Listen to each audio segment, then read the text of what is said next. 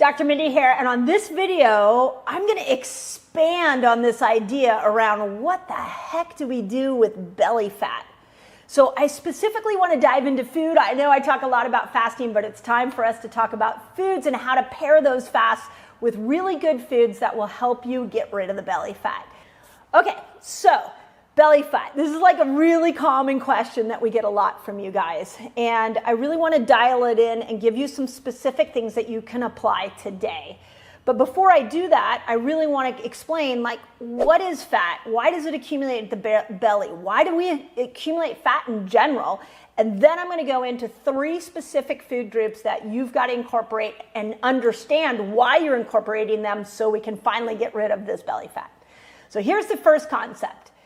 I really cannot say this enough that I want us to stop villainizing fat, because there is a reason that your body is accumulating fat, and it's because it needs a storage spot for the excess.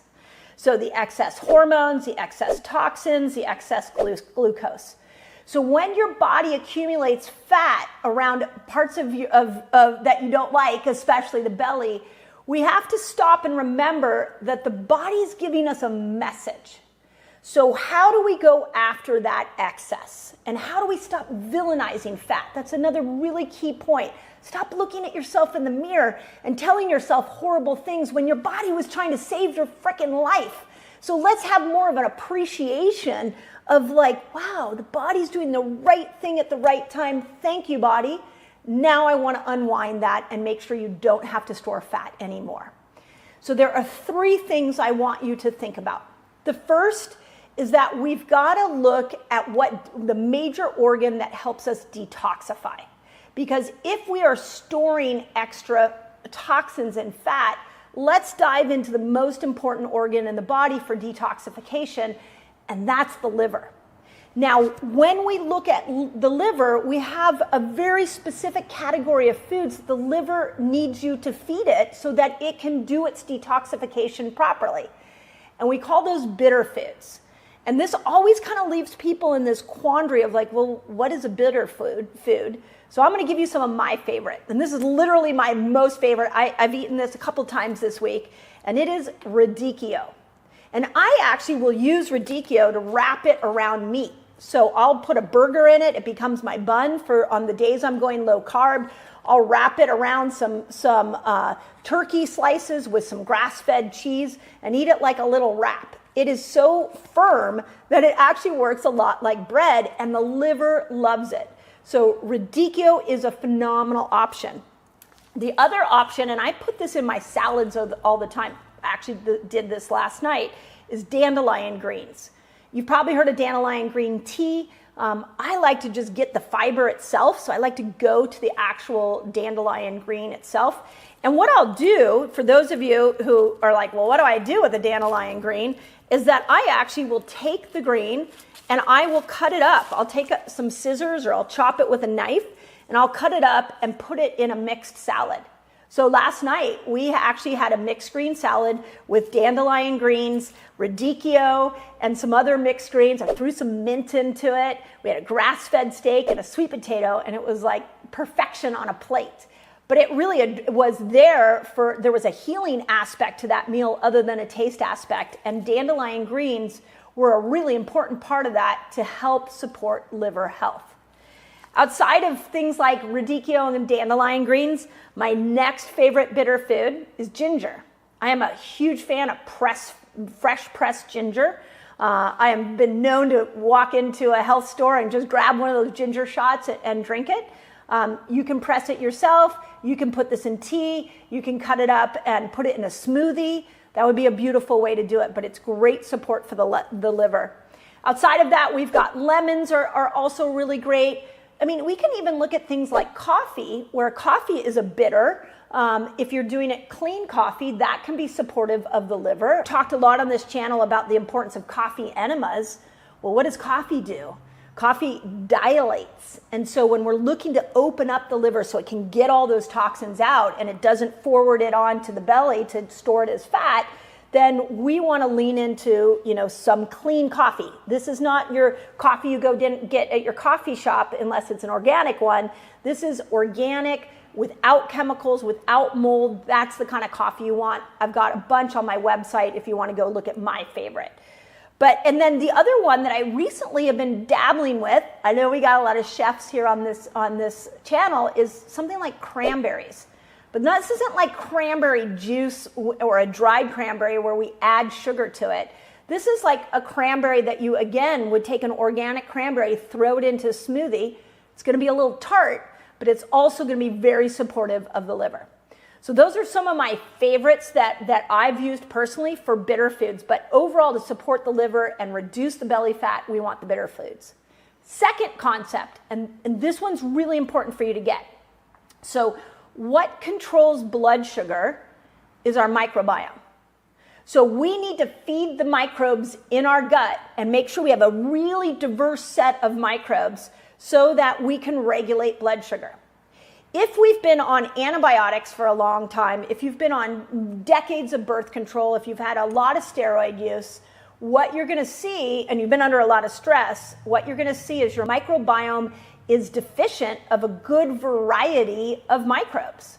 And you may find that your blood sugar is higher than you want it to be. When I'm working with a patient one-on-one, when I can't get blood sugar down, I go to the liver and I go to the gut to be able to look at how do we regulate blood sugar from that angle as opposed to just looking at fasting, which I love, of course, and looking at supplementation. I know a lot of you have asked me about like cinnamon and things like that. But what I want you to do is start to put some of these hacks I'm giving you into a daily regime that works really well. So when we go to the gut, I have some very clear tried and true ones. The first is bone broth. Now, I want to explain why bone broth works so well. It has something called glycine in it, and glycine will heal the inner lining of your gut. And it will prevent, it can actually stop a leaky gut. So one of my favorite gut hacks is to fast up to 24 hours. I wrote about that in Fast Like a Girl, and then break your fast with bone broth. Now we've actually started to heal the gut in one day. It only takes, by the way, 3 days of consistent, good eating, good fasting to change that microbiome. So can you add more bone broth in, especially when you go to break your fast? Second piece is that we've got to look at something, well, I'll go here for next. We've got to look at some of the probiotic foods that we want to add in. So raw kefir is one of my favorite because it has trillions of good bacteria. I love Raw Farm. I have no financial ties to them. I just love them as humans, and they're on a mission to try to change the microbiome of the world through raw dairy. And this one has turmeric in it. It has some cinnamon, so it can help with that blood sugar coming down, but it's also got trillions of bacteria, more powerful than even a probiotic. I break my fast often with this. And then the last part of the microbiome, especially for women, that I want to talk about is the power of the estrogen. Now, this is a set of bacteria in your gut that break estrogen down. If we go back to what I said in the beginning of this video, the reason that we accumulate fat, especially around the belly, is because of excess. So one of those excesses is estrogen. You've got to have a good microbiome to break estrogen down. Otherwise, your body stores it as fat, especially belly fat. So are you eating enough green leafy vegetables? So parsley is always in my refrigerator. I cut this up and put it in salads almost every day. Outside of that, I look to get I like to get anywhere between 4 and 8 cups of green leafy vegetables a day. When I make a salad, I put mixed greens in it. I put parsley, I put mint, I put radicchio, I put dandelion greens. So I try to use a salad as my tool, my healing tool, to be able to support my liver and my microbiome. That combination now has my liver detoxifying the bad estrogens, and it has me breaking those bad estrogens down and the good estrogens down so the good can be used and the bad can go away. This is the level of nuance that we need to start talking about when we're looking at something as simple as belly fat. We've got to break down how you can get rid of that and understand it from a deeper level, because your body is always doing the right thing at the right time. Last thing I want to tell you, when we look at blood sugar, we want to look at stability. And if your blood sugar is doing this all day long, what happens is in those peaks of glucose, you're also getting a peak of insulin. And as many people are moving more towards insulin resistance, what happens is that we're starting to see that the body doesn't know how to even stabilize something as simple as a sweet potato, my favorite carbohydrate on the planet. So putting our carbs with a fat slows down the spike of blood sugar, which is a brilliant thing. So grass-fed butter goes on everything I can possibly put on it. I also add avocado to almost everything that I eat. The salad I talked about that I made last night had a whole avocado in it. Many of you have commented on the recipe in Fast Like a Girl where I show you how to break your fast with avocado and sauerkraut. But when you add a fat into every single meal, you are stabilizing your blood sugar. When you stabilize your blood sugar, you're not getting these big spikes and these big crashes. When you don't have the big spike, there's no glucose to store. There's nothing to store. There's no insulin to store. When you're cleaning up the liver, the liver's detoxifying in a normal, healthy way. There's nothing to store. When we start to add in some really smart microbiome repair foods, like I spoke of, you're regulating your blood sugar, and now you don't have that glucose and insulin at high levels. So there's nothing to store. That's the trick. Like, I want you to see this so clearly that the art to losing weight exists in fasting and food. Yes, movement's going to help. I love movement. You won't ever hear me say don't exercise, don't move. But what I want you to understand is stop saying mean things to yourself. Stop villainizing the fat. It just needs you to treat it a different way. And this is how it wants you to eat. Believe it or not, on my Resetter podcast, the most popular podcast we have done is one that I talk about where when people struggle to lose weight, what they should do. So I get it and I want to help you. I'm trying to give you all my hacks. And there's one discussion we haven't had that is really important to talk about, which is the best time to lose weight and burn belly fat is when you're sleeping. I'm not joking. Like literally when you sleep, you burn fat. And if you don't do the 8 things that I'm talking about right now, you may be missing out on this fat burning opportunity. So let's dive in.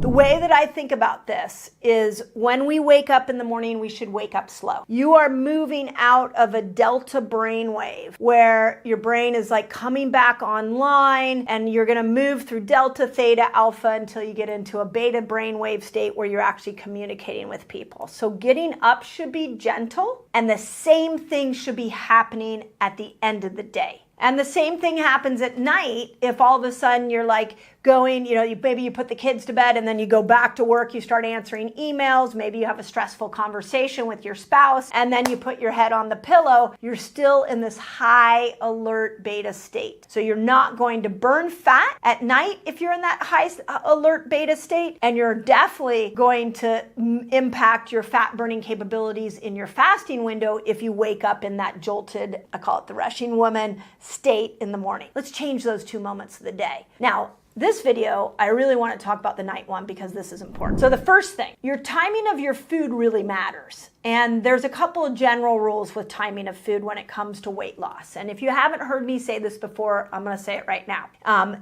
When melatonin goes up, you become more insulin resistant. So when you're eating at 8 and 9 o'clock at night, when it's dark out, melatonin's going up. So that meal, your body is not going to be able to make the insulin to drive glucose into the cell, so that glucose from your meal is going to get stored as fat. So one of the really interesting hacks is just don't eat in the dark. Like eat when it's light out because melatonin production is down. But a general rule that I use for myself is I don't eat 2 hours before going to bed. When I do eat every once in a while, like if I'm traveling or family, we all sit down very late sometimes, then I hate that because I can see it on my Oura ring that my deep sleep, my REM sleep, my whole sleep goes off. But again, we're not looking at sleep as this fat burning tool. So stop eating 2 hours before you go to bed. And in that, let's try to eat in the light, not in the dark. Okay, second thing that you can do is always, always, always take a walk after dinner.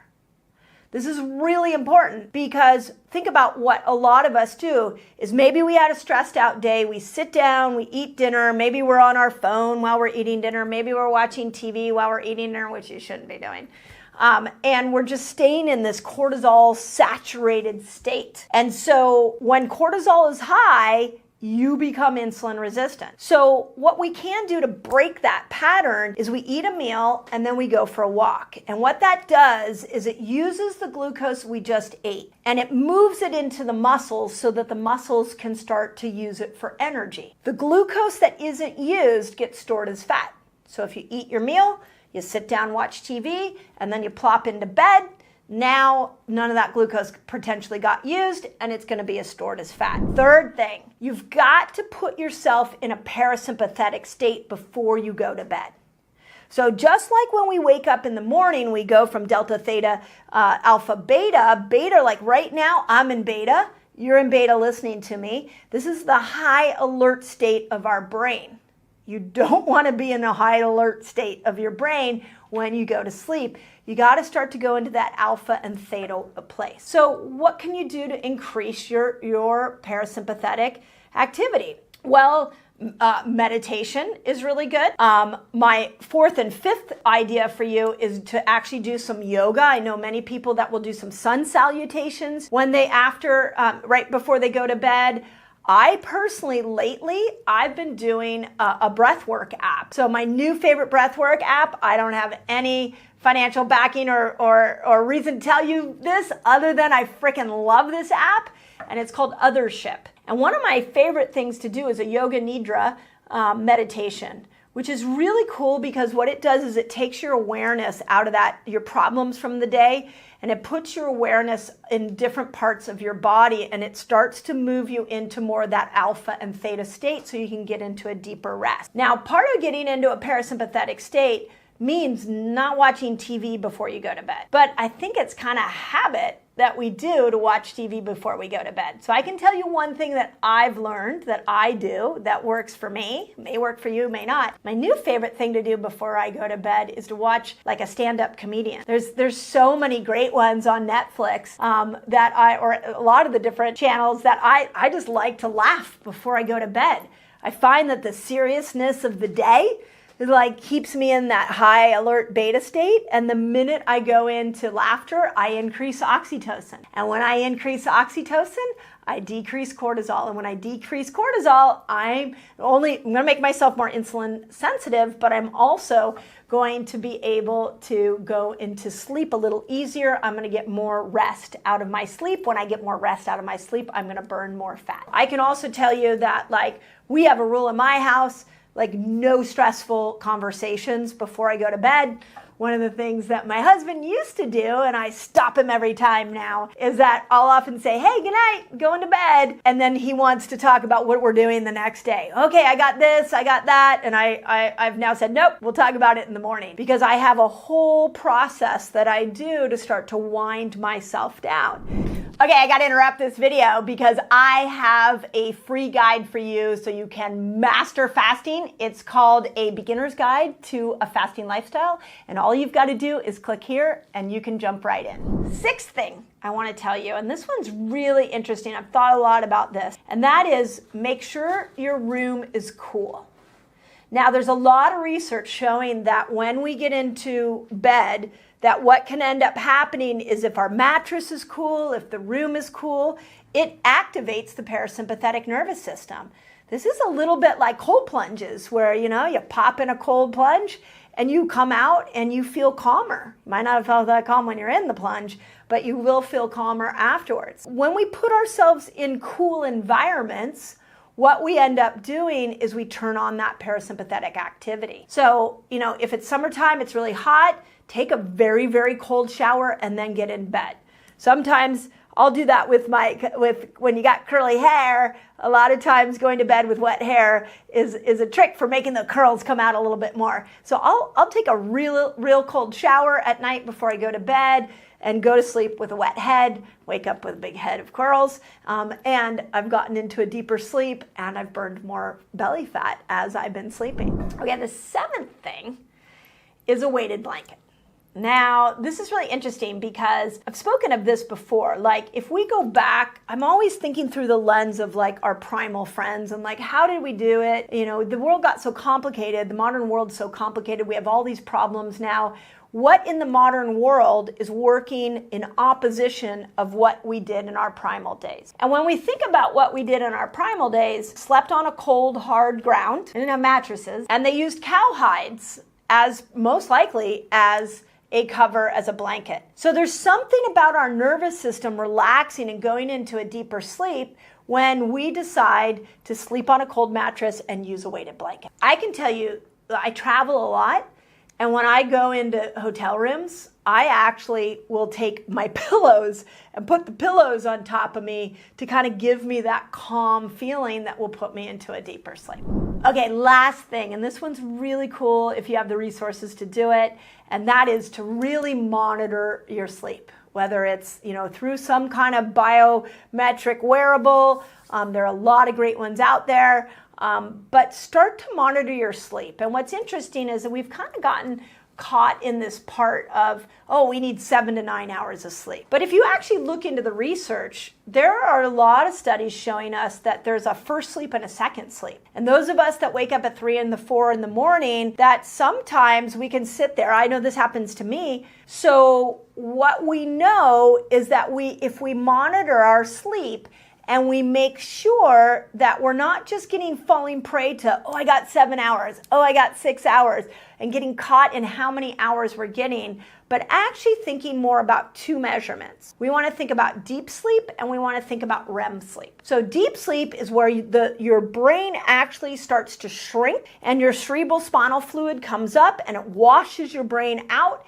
and it takes those toxins out and puts it through your lymph system. So you literally have a new, fresh detox brain in the morning.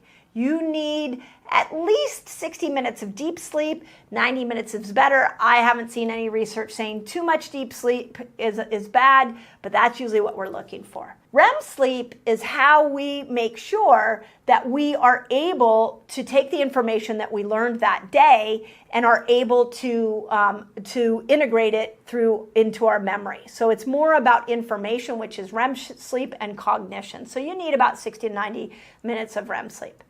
And the last thing I want to say on this that I think is really interesting, and I just did a podcast with Dr. John Lawrence on this, is that there is a part of the brain, and he calls it the blue spot. So you're going to have to go listen to this podcast because is really cool.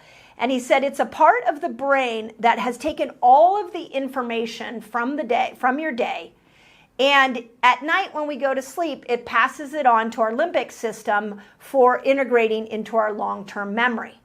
If we're not going into a deep enough REM sleep, a deep enough deep sleep, then this blue spot of our brain isn't able to turn off and download that information, so you stay in a stressed state. When you're in a stressed state, what's going to end up happening is your cortisol levels will stay high. When your cortisol levels stay high, you accumulate more fat.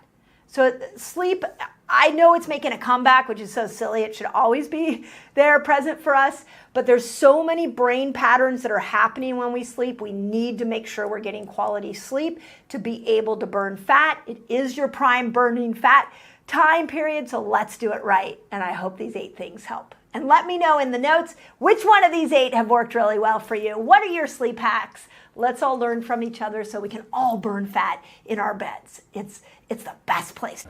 First study, and I just want to point out for a second, when we look at science, there are several things we have to look at. First, we've got to look at what was it done on an animal? Was it done on a human? If it was done on a human, what's the age ranges of the humans that it was done on? Because gosh, especially with weight loss, if you're going to compare a 19-year-old man to a 59-year-old woman, you can't compare those two. And then the other part of it is you have to look at the journals that they're coming out in and maybe even have to look at who funded the study. I don't typically do that here, telling you who all the people are that are funding it. That takes a lot of time and research, but something to realize is that even though it's science, It's not always an absolute that we all need to follow. And in these articles, I'm going to show you some of the nuances. So the first one was October 2020, and it was put out by the Journal of American Medicine. And this was the title. This is a really interesting one because I had to go through this study a couple of times. It said, this is what they claim, that a randomized controlled trial was done and that intermittent fasting has no significant weight loss benefit and a substantial negative effect on muscle mass. Okay, so I dove into that and I saw there was 141 patients. They didn't say the sex or the age, so couldn't find that, and they all did 16-hour fasts. There were two groups. One group did 16-hour fasting, the other group was all they did is take their snacks out, and they were allowed to eat 3 meals a day. So this is what they were comparing the weight loss and muscle mass effects on. Well, then, and out of those two groups, they came out and said, nah, intermittent fasting doesn't really help you lose weight. But they were just comparing intermittent fasting 16 hours to 3 meals a day. So that was what they were comparing. There were some really big gaps of strategies that probably needed to be implemented in this study.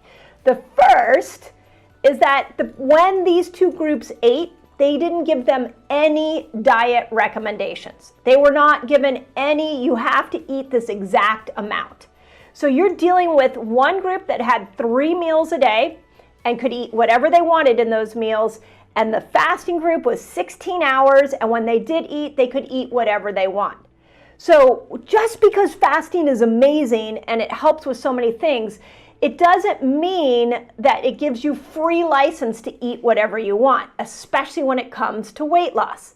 So this group, this 3 meals a day, they could have been eating at McDonald's those 3 meals, and this group could have been, doing the same. When they ate, they could have been eating fast food. So we didn't control the foods that they ate. That right there tells me the study, it wasn't really properly done.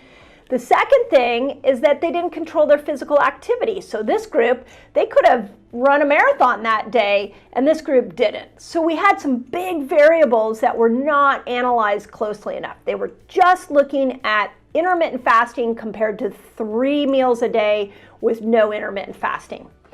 The second thing that was really fascinating about this study is that they said that there wasn't any significant difference. Now let's go into the verbiage here, because the title of the claim of JAMA was that there was no significant weight loss benefit, meaning if you did 3 meals a day or you fasted 16 hours, that there was no difference between the two.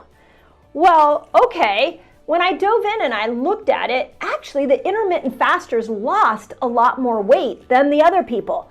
So that seems pretty, they didn't say intermittent fasting wasn't good for weight loss, they just said there was no significant difference. But when we get these headlines, what happens is now somebody reads that headline, they're struggling with fasting, and they're like, oh, see, I shouldn't have fasted. This is exactly why I don't fast. Or you have friends that are like watching your results with fasting, and they're like, oh, I saw an article in JAMA that said there's no weight loss difference. Okay, we didn't go into the nuance of the study, and we got sidetracked by the headline and didn't dive deeper and look at what they were actually measuring. So that's the first thing I want to say. And we're going to get back to the muscle mass here in a second. The second study was Cell Journal, March 2021, so it just came out, and here's the title. I titled this, YouTube this. Intermittent fasting didn't reduce belly fat. Now, this one is done in mice, and here's something they found, and it's so fascinating to me. They found that repetitive fasting over and over and over again would cause you to become more resistant to burning visceral fat. Okay, so visceral fat is fat around your organs. They also feel like visceral fat is belly fat. So the article and the study went on to say that when we fast and we switch into this fat burning mode, the one thing that is not capable of burning fat from fasting is visceral fat. And they go on to even say that repeated bouts of fasting made this visceral fat even more resistant over time. So remember, when I talk about sugar burner, fat burner, I'm talking about making a switch so your body's burning energy from fat. And what we're also talking about, and that's fat everywhere, fat on your arms, fat on your hips, fat around your organs, your belly. This is what we're seeing dramatically shift. What this study is showing us, the positive of this study, is that when we fast the same way, over and over and over again, that the visceral fat, the belly fat, becomes resistant to this fat burning energy system. So what do we know? What are we learning from these two studies? Okay, first, we're learning not to get caught into the headlines. So that's the first thing I want to say.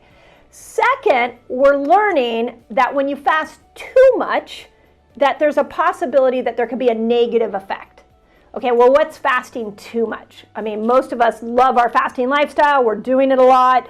But I want to bring that fasting too much to a different discussion, which is you have to vary your fasts. So if you're doing one meal a day and you got great results with weight loss, and now all of a sudden you're gaining weight, especially around the belly, this study, the second study here, is telling you that you need to vary your fast. 24-hour fast one day, 13-hour fast the next day, no fast the third day. It needs to constantly change so that you don't fall into this challenge of the visceral fat becoming resistant to being burned for energy. So that's key, is we've got to vary our fasts. The second thing that we're learning is that when they talk about the muscle loss, I want to point out, and you can talk to any faster on this, that many times when we're in a fast or we're doing a fast, the muscles will shrink because you're in autophagy. And autophagy is made for detoxing and clearing out the junk out of your tissues. But if you stay in autophagy all the time and you don't work on some mTOR, which is how you actually build muscle, then yes, if I'm a fasting, intermittent fasting, and I'm really just staying in this place of only doing autophagy and only breaking down, over time your muscle will break down too. But if you know that that the fast and what you break your fast with are a beautiful marriage in building a body that you want, you can start to go, okay, let me fast, and when I break my fast, let me stimulate mTOR with protein so I can build muscle.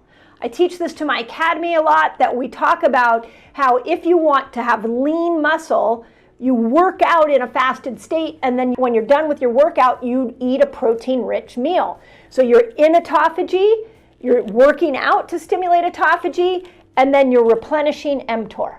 So we're back, both these studies are showing me that we're back at fasting variation, we're back at food is as important as fasting for weight loss, so is exercise, and we're back at don't fall prey to the sensational headlines. We've got to vary our fasts, we have to vary our foods, and if we do that, we get the benefits of fasting and the benefits of eating combined together. It's the perfect scenario. If you want to know more about this, we're teaching this in my academy. Just put Reset Academy. We'll send you a link to come on in, and don't give up on fasting. If your belly fat's coming back, now you know what to do. So if you love this video, you're going to want to check out this video. For whatever reason, it seems like people love apple cider vinegar. Now let's make sure the timing of this apple cider vinegar is really accelerating fat loss.